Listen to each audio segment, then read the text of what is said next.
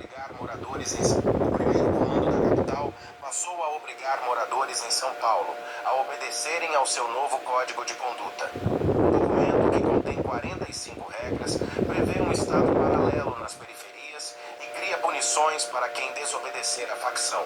Caso as regras sejam desrespeitadas, a facção criminosa realiza os chamados tribunais do crime, também conhecidos internamente como tabuleiros.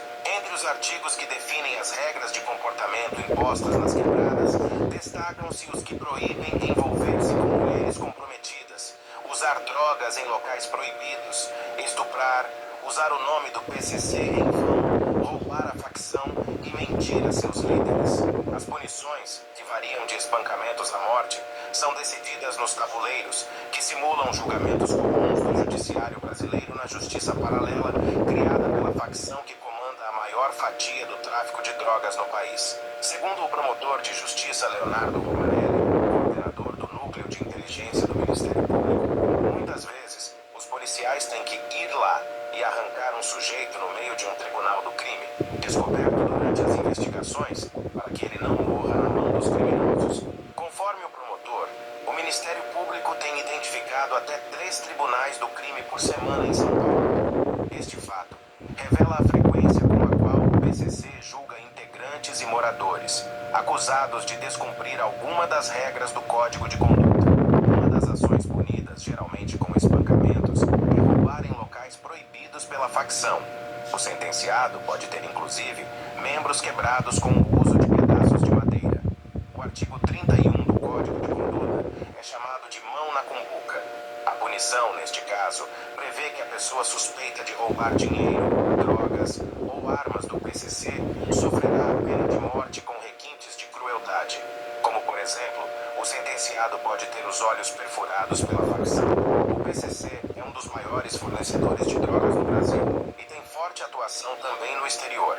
Apesar disso, a facção controla o consumo de entorpecentes e proíbe o uso de alguns tipos de substâncias. A punição nesses casos é afastamento de 90 dias, desde que o acusado se comprometa a mudar. Já o consumo de crack e oxi, que é obtido através da mistura da pasta base de cocaína com querosene, gasolina, cal virgem ou solvente, é expressamente proibido, podendo gerar exclusão do PCC. A facção também veta o uso das chamadas drogas K, já que elas causam o efeito zumbi e atrapalham as vendas nos pontos de drogas, chamando a atenção da polícia. Esta cota de mortes por parte do PCC existe para criar uma cultura de medo na população. O famigerado Tribunal do Crime foi instituído pelo PCC no início dos anos 2000, através do seu chefe, Marcos Williams Herbas Camacho, o Marcola. Isso aconteceu logo depois que ele criou o setor de disciplinas dentro da facção. Os indivíduos nessa posição são responsáveis por garantir o cumprimento das regras da organização, podendo aplicar punições caso as normas sejam descumpridas. Para isso, porém, é necessário um julgamento cuja sentença é dada por criminosos do alto escalão. Investigações do GAECO mostram que Marcola descentralizou as ações financeiras do PCC, dividindo-as em células, ligadas a outras maiores, que chegam a um núcleo central. A figura do disciplina nasceu para servir como uma espécie de corregedor das ações financeiras do PCC. Com o tempo, ele passou a julgar qualquer demanda apresentada em um sistema de justiça marginal, pautado nos preceitos do